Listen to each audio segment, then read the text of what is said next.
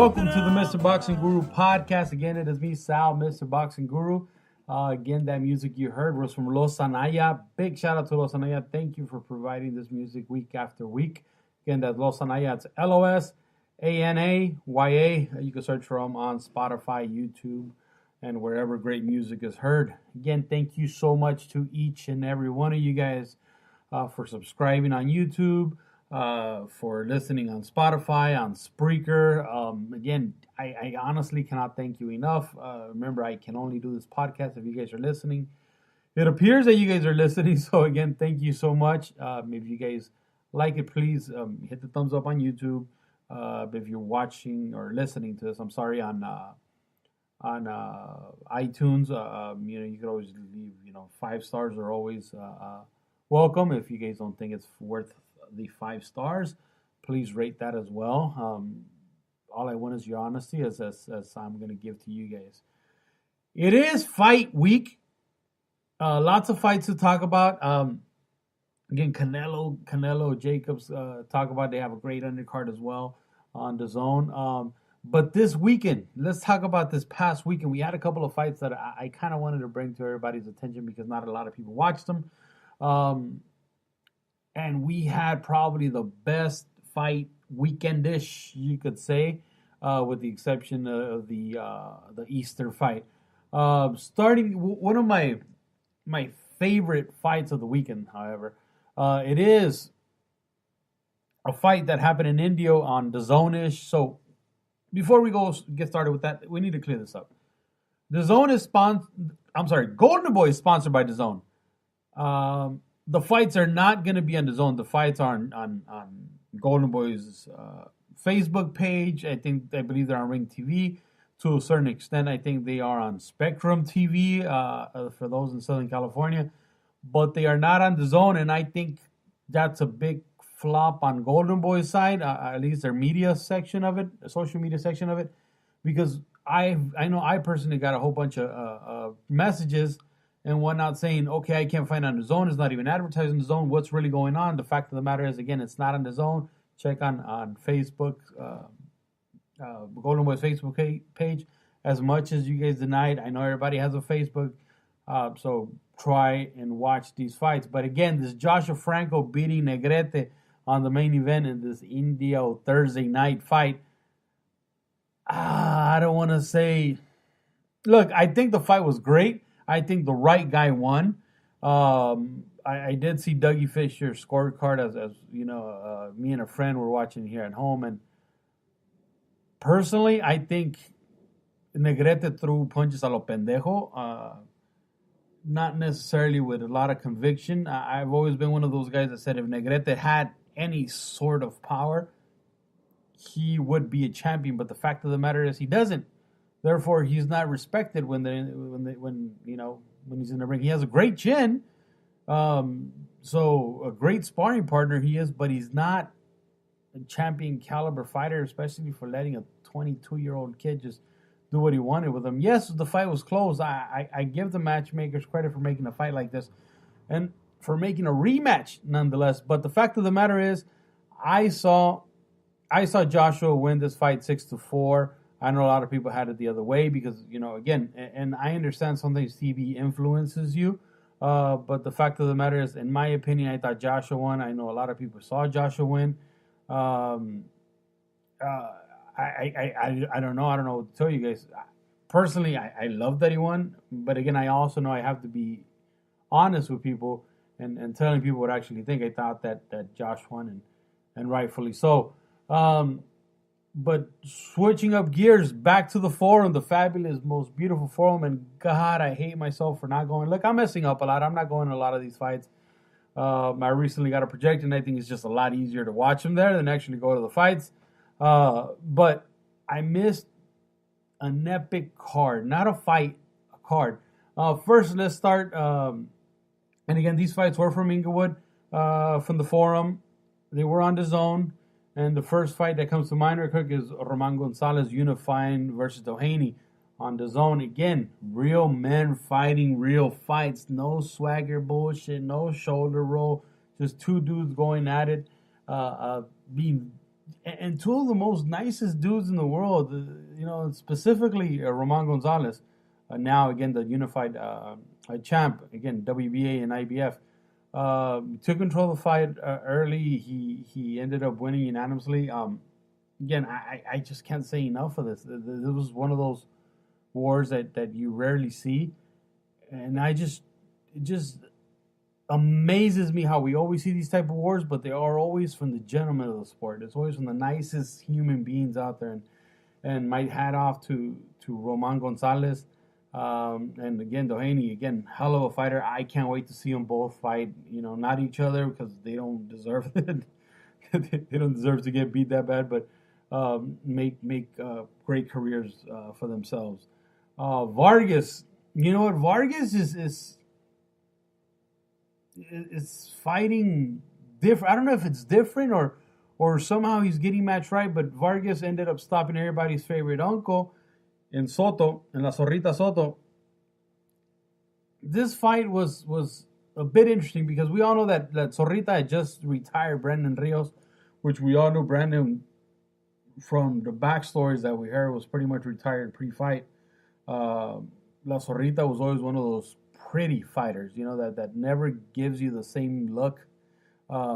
Kept Brandon missing and counterpunching him throughout the fight when he fought Brandon. Now when he fights a young bull like Vargas is, which again, brand new to 154 pounds, a weight class where, let's be honest, Soto was at what, 130 was his probably 135 was probably his best weight. 140 was a beautiful fighter back then. We're talking about 8 years ago. Vargas was a young stud. I don't know where he's getting his power from now, but he didn't have any pop at 140 nor 147. And all of a sudden he turns into a beast at 154. Kudos to him. He got the stoppage.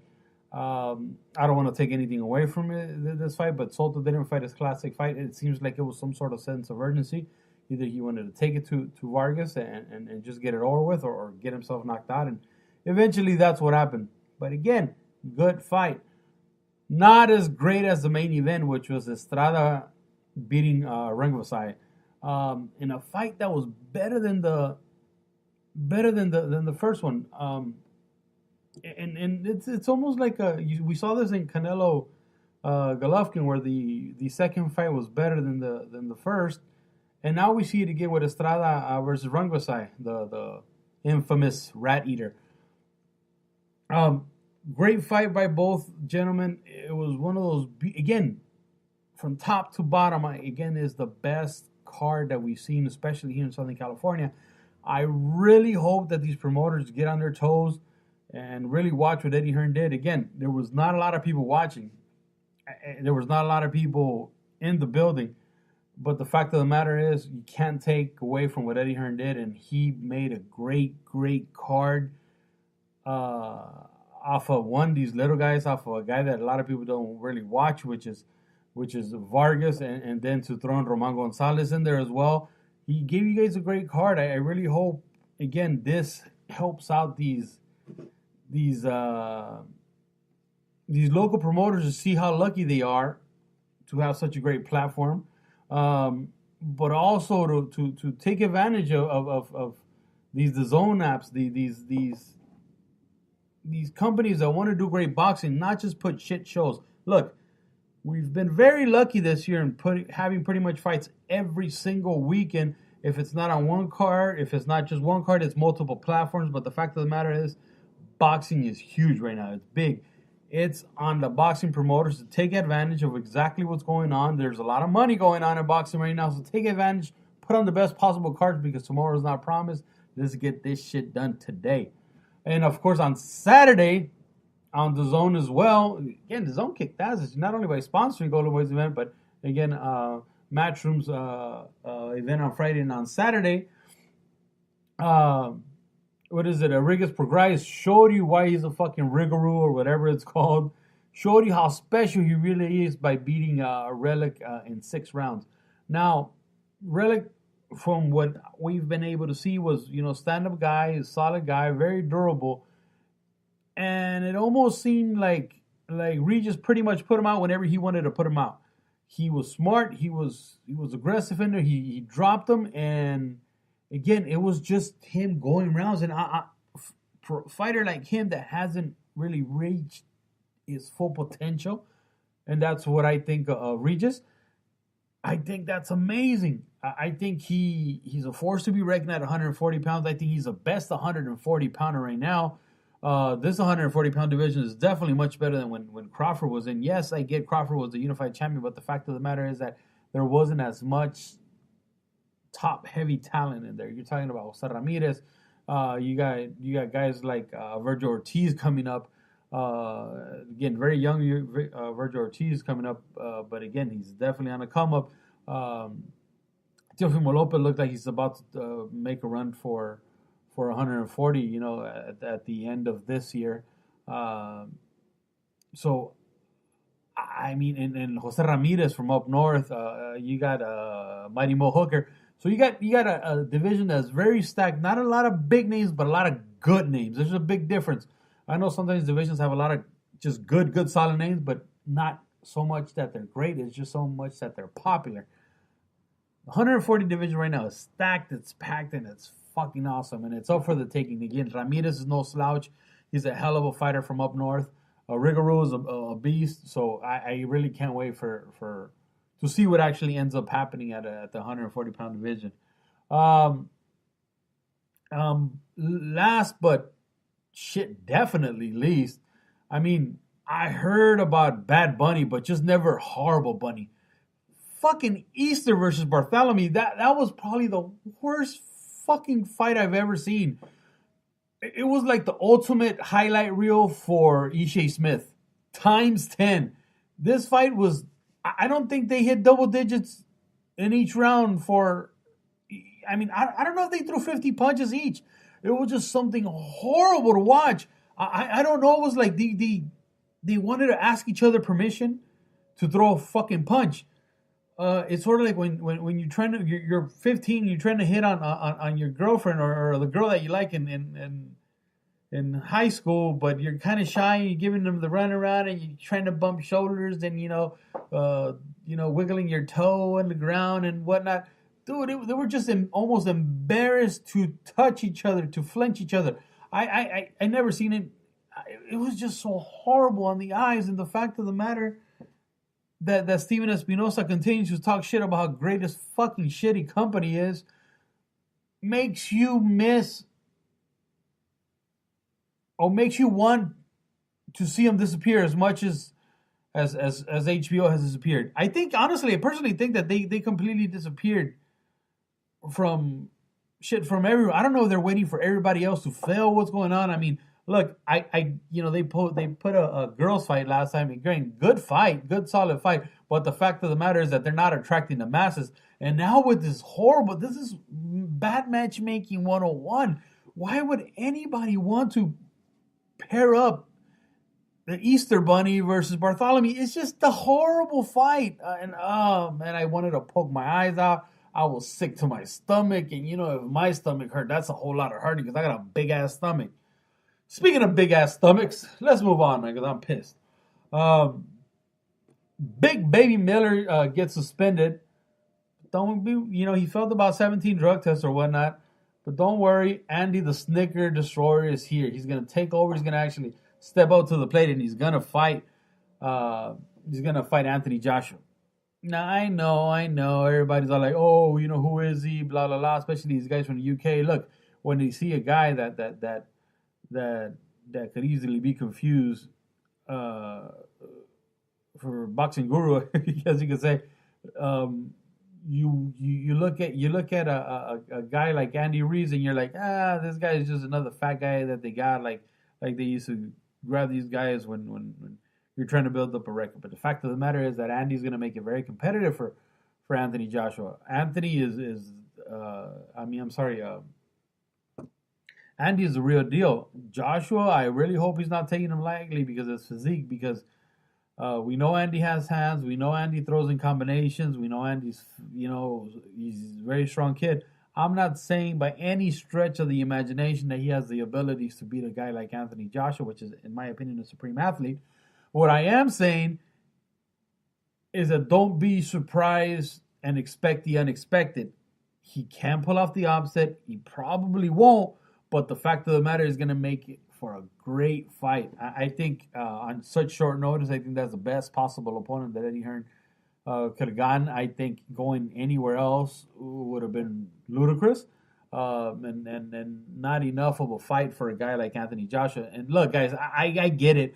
You guys are stuck on the big names, like the Wilders, the Furies of the world. But the fact of the matter is that, again,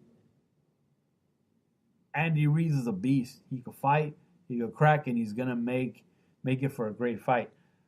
I don't think he's just gonna get there to lay down because I don't, one, he's just coming off of a fight where he looks spectacular. But the fact is that he's still in quote unquote boxing shape. And remember, for a heavyweight, the heavyweights don't have to make weight; they just have to show up. So I think him training with Manny Robles too. Manny Robles is an excellent trainer. I think he will do just great. But damn, Baby Miller had a lot of roids in him. Guys, it's officially fight week, or is it? I don't know. It just doesn't feel right. I don't know if it's because my bitter ass isn't going to Las Vegas to enjoy this great fight, but it doesn't really feel like fighting. I don't know. Again, it's a great fight. Don't get me wrong. Even the undercard is great in my opinion, but it almost doesn't seem like we had the great noise with all the fighter rivals didn't look that great. Maybe I kind of missed Tattoo screaming, "Hey, dog, come on, Canelo, come here. This is powered by Mano de Pierna," or whatnot. I don't know. Maybe it's that I missed, but it doesn't seem like a great of a fight week like Golden Boy's used to it. I don't know if we're just too codependent on the zone now, and the fact that guarantees are there, but again, it doesn't seem like fight week. But nonetheless, let's get started. Again, the fight is stacked. It's stacked from top to bottom. We got guys like, who's fighting on this? We got, who is it? Joseph Diaz, Saddam Ali. Cano's probably gonna kill Michael Perez. Virgil Ortiz versus Mauricio Herrera is one that interests me very much. In the past, we've known that Mauricio Herrera has been there to help with or develop some of their better talent. Let's not forget, if you guys follow Golden Boys talent, they had a guy by Frankie Pitbull Gomez a couple of years ago in a Canelo undercard. Pitbull Gomez pretty much bitch slapped Mauricio Herrera for what, 10, 12 rounds, whatever the amount of rounds that was. I believe it was 10. And Pitbull Gomez never came back. Mauricio Herrera has been, known to give great work to guys like Danny Garcia and arguably beat him. And him and Soto Garaz actually had a good fight. He actually beat Soto Garaz. But we know he's a warrior. But we also know that Mauricio Herrera's strong points have been his angles. He knows how to frustrate fighters. And if you're a young fighter, such as Virgil Ortiz, that can happen. Saying that, I think this is a great test because we all know this isn't about who's going to win. This is about how is Virgil Ortiz going to win. I believe Virgil Ortiz is the goods. I believe he's smart enough, special talent to be able to go these type of rounds. And I think Virgil Ortiz has the ability at this point of his career and at this point of Mauricio Herrera's career to stop Mauricio Herrera. Now, can he do it? I don't know. Everybody says he looks great in the sparring. He looks great in the gym. Will he be able to do it? We will see. I think so. I think we get not an early stoppage, but mid-fight stoppage by Virgil Ortiz. I don't think he knocks him out per se, but I think he ends up hurting him where Mauricio Herrera's corner has to throw in the towel, and rightfully so. So we will see what we get from the great talent. Now to the main event, again, live from the T-Mobile Arena in Las Vegas. It's Canelo versus Jacobs. Ears versus freckles. But more importantly, gentleman versus gentleman. You cannot ask for better athletes. This is a one of those fights where you don't need to be an asshole to each other to make it a great fight, or make it again, quote unquote, pay per view. But this is a huge fight. Now the question is, does Canelo have enough to beat him? Is the size advantage too much for Canelo? How good really is a guy like Jacobs? Everybody keeps saying that, oh, Jacobs arguably won versus Golovkin, but Jacobs has fought 3 times since that Golovkin fight. He fought Derenchenko. A lot of people thought he lost, including myself. He fought Sulecki, which he looked very, very, very vulnerable. He fought Luis Urias, which a fight that, in my opinion, and I think that was his introduction to DAZN, or not to DAZN, but to Matchroom. And he looked bland versus a guy like versus Luis Arias that he should have taken care of. Now, turn it around and let's look at likable opponents that they have fought against. Canelo fought Golovkin once, which a lot of people thought he lost the first one. Again, it was a draw on paper. He came back and beat Golovkin. I think it's fair to say that he beat Golovkin. And he looked spectacular in that fight. He looked like a solid fighter. He looked great. And he comes back and he has like a circus fight versus Rocky Fielding. Again, good showing. It was like a body punch display. But Canelo seems to be growing into something special. While in my opinion, Daniel Jacobs has been declining ever since the Golovkin fight. So I guess my question is, did Golovkin take it out of Jacobs? Because again, to me, that was Jacobs' fight of his life. I never seen a better looking Jacobs than versus Golovkin. I think they both brought out the best out of each other. But I think that's the last great Jacobs that we saw. My opinion, Canelo wins.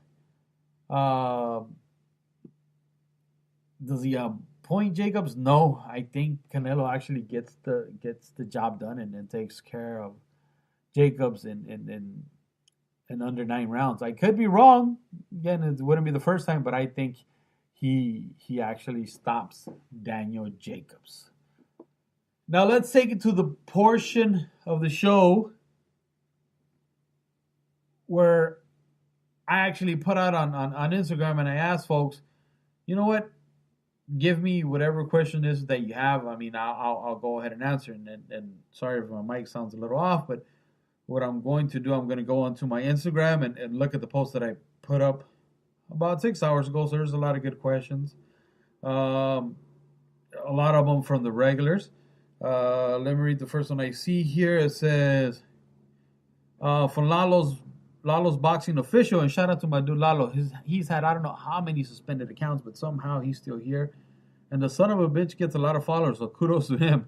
Lalo asks, when can I be a guest on the show? Hey, anytime, Lalo. You whenever you come to LA, I'm here. Maybe let's do it a Friday or whatnot before a fight, and I'll be more than happy to do it. But just to go back on that a little bit, I said, when I started the podcast, I said I want to do my rants by myself.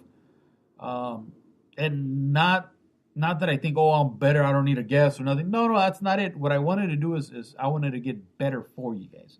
That time that when I actually get to talk to that person or that fighter or that persona, I want to be able to speak right. I want to be able to not be nervous. And I want to do this good. Maybe I'm being a little selfish, but I want to make sure that the podcast is right for you. I know I have the abilities to bring in good guests. I think I've been very blessed with a lot of good people in boxing. A lot of people have said, like, for example, Lalo in this case, a lot of fighters have reached out to me saying, I want to be in the podcast. It's just a matter of time. I have given myself 6 months from the day I started the podcast, and that was in the very beginning of the year. So we're coming around to the 6th month, and that's when I'll start bringing folks in. So that's that. So again, Lalo, 2 more months to go, and we good, baby boo. Let's see, my man. You know what? Big shout out to my dude, Pound for Pound Vic and Cat. So my dude Vic, he's from New York. Big shout out to him. I love the dude. We used to tweet a lot and whatnot. So let's see what he has to say. If the Canelo Jacobs fight is close, do you think the rematch in September or Canelo GGG3? again, I think I might have answered that um, with my comment about Jacobs right now. So again, what he's asking is that do we see GG3 in September? Do we see Jacobs again and Canelo go at it? I don't think it's going to be close. I think it's going to be. I really think Jacobs is going to end up getting hurt in this fight. I don't think it's going to be a fight where we need to question ourselves and we need a second fight. I think it's very decisive. I don't know if Canelo's going to fight Golovkin. I think Canelo now has it in for Golovkin, and he's going to make him wait a little longer. Let's see. Let's see who else has questions. Alonzo says, will you have Mr. Boxing Guru podcast gear? Soon, buddy, soon. Let's see. Aristocrat. Actually, Aristocrat, yeah, just like it sounds, Aristocrat actually says, are there surplus Mexicans for Golovkins? Tees now $2.99 since they are on low demand. Just to give you a little background, Aristocrat is a former member of True Boxing Heads, so he likes to troll now and talk about, the Venezuelan, war, whatever's going on, and romantic, and I think somebody or some guy or some girl, I don't know, I'm not sure to a sex preference, but it seems like he's a little depressed, so he likes to take shots at people. No, thankfully those Mexicans for Golovkin shirts did great. And remember, they were for the people. I think I still have a few of them, extra small, so they fit you in your little tight shirts. But yeah, they're still around and they're still great. Let's see who else has questions. Art Delum says, what are my thoughts on Rigoro? Kid and the WBSS. I think the WBSS, it's a great platform for those fighters that don't have that name recognition. In this case, Rigoro. Again, he's an amazing athlete, amazing fighter, but he doesn't have that fan backing. And I think situations and platforms like this give them a name, and I'm glad they're now televised on DAZN. So good for them. Let's see who else. There's a bunch of crazy stuff that sometimes I choose not to answer. But let's see what else. I think that's it. Somebody asked, can I make a shirt that says DAZN and chill? Nah, bro, why? Other than that, it looks like we're good. And that's pretty much it for the show. I was kind of reading some of the questions again. Remember, guys, don't forget to like, share, view, whatever it is that you guys want to do. But share the post. Make sure you like it. Give me your comments. Not only DM me, please post them out there. Post the reviews. With that said, thank you for listening to the Mr. Boxing Guru podcast. Thank you so much. And until next week.